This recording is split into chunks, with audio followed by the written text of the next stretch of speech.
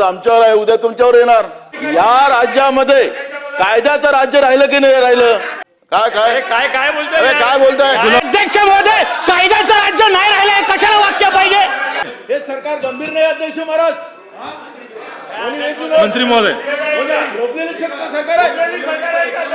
सांगितलं ना अध्यक्ष महोदय, वडेट्टीवार साहेब बोला। अहो, 2 शेतकऱ्यांच्या आत्महत्या झाल्या, हे काय भूषणावं आहे का? 2 शेतकऱ्यांच्या आत्महत्या झाल्या। एका आत्ता अधिवेशन सुरू असताना बिश्नोई गँगचा मोरक्या लोणकर, शुभम लोणकर हा USA मधून फोन करतो। यांनी पहिल्या आलेल्या धमकीच्या वेळेस फोन ब्लॉक केला, त्यांच्या नगरसेवकाला फोन करून सांगतो, ओ थांबा ना जरा प्लीज, ओ काल आलेली धमकी आहे, परंतु आम्ही असं नका करू गुलाबराव, तुम्ही आम्ही आमदार आहोत। वडेट्टीवार साहेब पुढे या। नाही मी अध्यक्ष महोदय, काल आलेली धमकी, हे फोन उचलत नाहीत त्याचा म्हणून त्या शुभम लोणकरचा USA वरून मी तुम्हाला टेप जर ऐकून दाखवली सगळी, त्याचा ऑडिओ रेकॉर्ड आहे सगळा। अध्यक्ष महोदय USA तून फोन करतो आणि त्याला सांगा म्हणतो की ज्यांनी जर पैसे दिले नाहीत तर त्याला खतम करून टाकू। अरे काल झाली धमकी, काय अध्यक्ष महोदय, नाही कारवाई त्यांच्यावर, बिश्नोई गँगवर लक्षात घ्या, ऐकून घ्या मंत्री महोदय। अहो पण त्या भूमिकेबद्दल बोलल्यात ना सरकार परत करताय तुम्ही। वडेट्टीवार साहेब ऐकून घ्या। अहो अध्यक्ष महोदय, बरोबर तुम्हाला संधी देतो, अध्यक्ष महोदय, उद्या मंत्री महोदय, अध्यक्ष महोदय अमीन भाई, या बिश्नोई गँगच्या संदर्भात अध्यक्ष महोदय, सन्मान्य सदस्य, अध्यक्ष महोदय बसा, अध्यक्ष सन्मान्य सदस्य कानजींना जी काय धमकी आली अध्यक्ष महोदय, बिश्नोई गँगच्या संदर्भात जी सरकारची अधिकृत भूमिका त्या दिवशी आदरणीय मुख्यमंत्री साहेबांनी स्पष्ट केलेली आहे। कुठल्याही पद्धतीची धमकी आमचे आदरणीय सदस्य असतील की कोणाची दादागिरी खपून घेणार नाही, हे फ्लोर ऑफ द हाऊसवर अध्यक्ष महोदय सांगितलंय। आणि म्हणून आदरणीय सदस्यांच्या बाबतीमध्ये जी काय त्यांची तक्रार आहे, जी काय माहिती आहे त्यांनी द्यावी निश्चित। ऑडिओ क्लिपिंग जे तुमच्याकडे पुरावे आहेत खान साहेब, जे तुमच्याकडे पुरावे आहेत ते तुम्ही पोलिसांना द्या, दखल निश्चितपणे घेतली जाईल अध्यक्ष महोदय। अरे तक्रार करा ना, नक्की ना, आता इथे वाढवणार का बसून तुम्ही तक्रार करा, माहिती द्या, निश्चित होईल ना। कोण बोलताय याच्यामध्ये?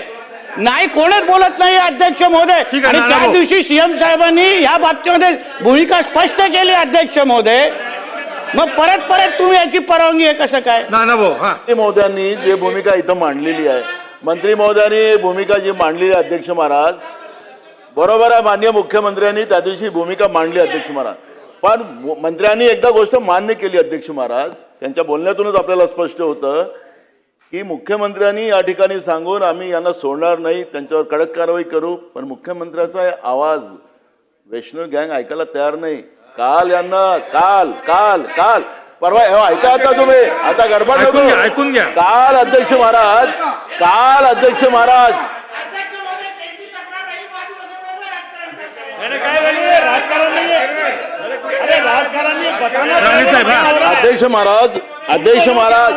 अध्यक्ष महाराज तक्रार करायची आमदार महोदयांना, त्यांची सुरक्षेची जबाबदारी आहे ना सरकारची अध्यक्ष महोदय।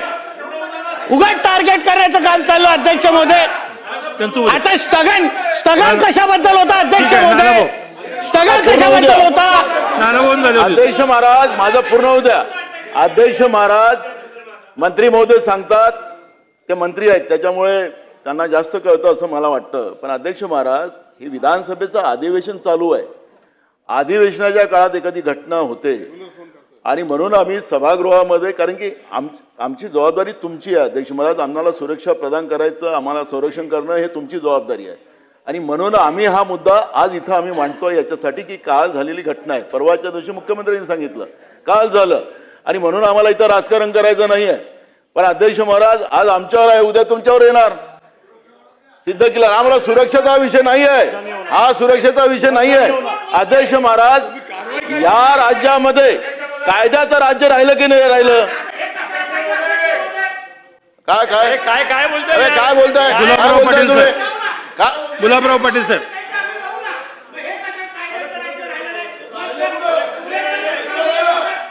ठीक आहे. त्याच्यामध्ये कसं राणे फास्ट ट्रॅक केस चालवली बघ, मग त्याच्याबद्दल कौतुक केलं ना. मग अध्यक्ष महोदय ह्यांना काय संरक्षण द्यायचं? अध्यक्ष महोदय आम्ही देऊ ना. अध्यक्ष महोदय कायद्याचं राज्य नाही राहिलंय, कशाला वाक्य पाहिजे? कायद्याचं राज्य झालं नाही हे कशा, ह्यांना काय मंत्री महोदय, संरक्षण 100 द्यायचं? आहे ते. अध्यक्ष महोदय आम्ही देऊ ना आमचं सरकार. माननीय अध्यक्ष महोदय, सन्माननीय बसून घ्या. सन्माननीय नाना भाऊनी जो प्रश्न या ठिकाणी, आता ऐका ना, अरे ऐका आता, वडेट्टीवार साहेब,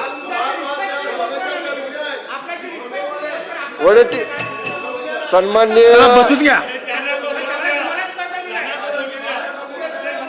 ठीक आहे, मी देतो. सन्माननीय अध्यक्ष महोदय, मंत्री महोदयांचं होऊ द्या, देतो त्यांना. आज सभागृहामध्ये भाऊ बसून घ्या, त्यांचा मंत्री महोदय झालं देतो ना मी. सन्माननीय सदस्यांना जे बरं ऐकाल ना, आता सन्माननीय सदस्यांना आपण बसून घ्या. फोनवरनं धमकी बसून घ्या. आलेली आहे, ज्या ऐकून घ्या, धमकीची साजिदभाई. तक्रार सन्माननीय सदस्यांनी आज सभागृहामध्ये केली, हे प्रकरण निश्चितपणाने गंभीर आहे.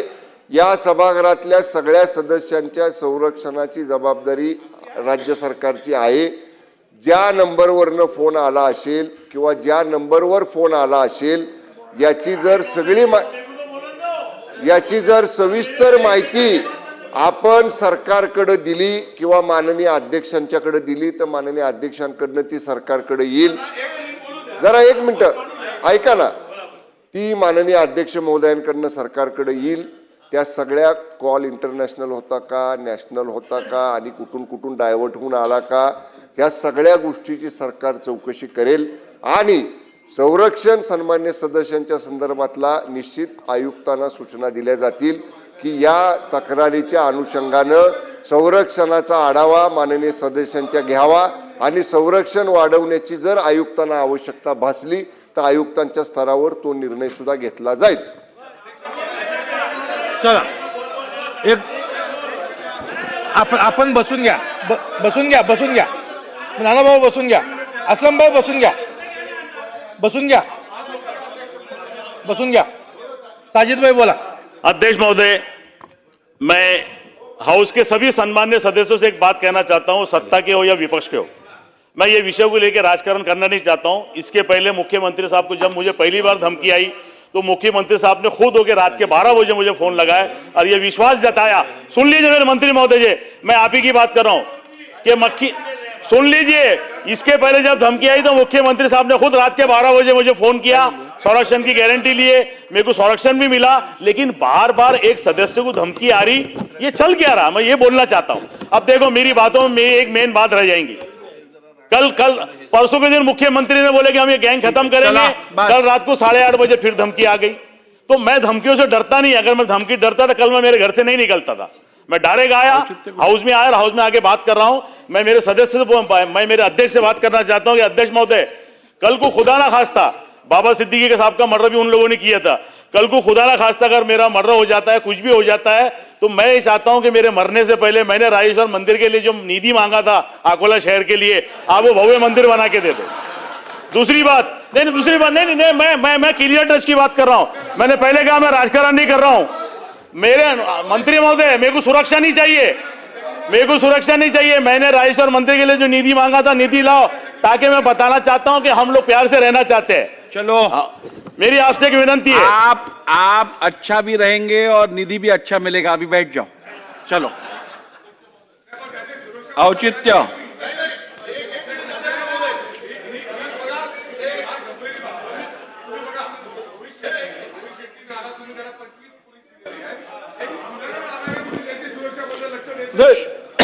अध्यक्ष ठीक महोदय, आहे, बसून घ्या. समजला विषय, समजला. बसून घ्या. आपण निर्देश द्या या भोळे संदर्भात साहेब. सन्मान्य विधानसभा सदस्य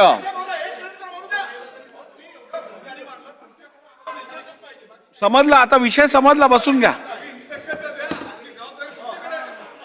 एक मिनिट.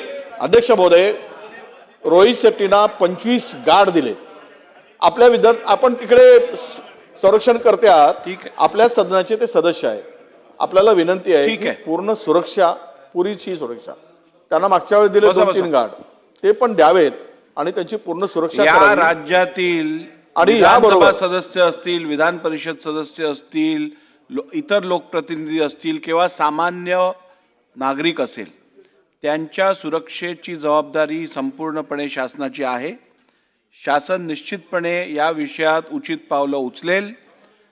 त्यांचं सिक्युरिटी कव्हरची काय गरज आहे, थ्रेट परसेप्शन काय आहे, याचा संपूर्ण विचार करून शासनाने उचित निर्णय घ्यावा.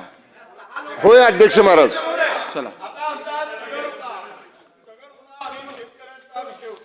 शेतकरी झाले, आत्महत्या- स्थगन झालं. नाही, ऐका ना आता- जरा, 1 मिनिट ऐका. नाही, नाही. शेतकरी 2 शेतकऱ्यांनी आत्महत्या केली अध्यक्ष महोदय. झालं. 2 शेतकऱ्यांनी चला, आत्महत्या केली. औचित्याचे काही मुद्दे.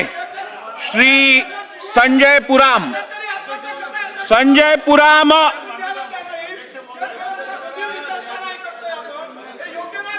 श्री संजय देरकर. अध्यक्ष महोदय, यवतमाळ जिल्ह्यातील वणी विधानसभा क्षेत्रात वणी, मारेगाव, झरी या तुमचा खान प्रस्ताव प्रभावित घ्यायचा आहे ना? तालुक्यातील जिल्हा परिषद मग हे काय व आहे? शासकीय शाळांमध्ये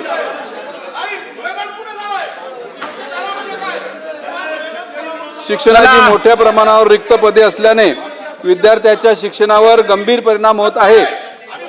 सन 2025-26च्या संच मान्यतेनुसार गंभीर झरी जामणी तालुक्यात 305 मंजूर पदापैकी 101 पद रिक्त असून 13,000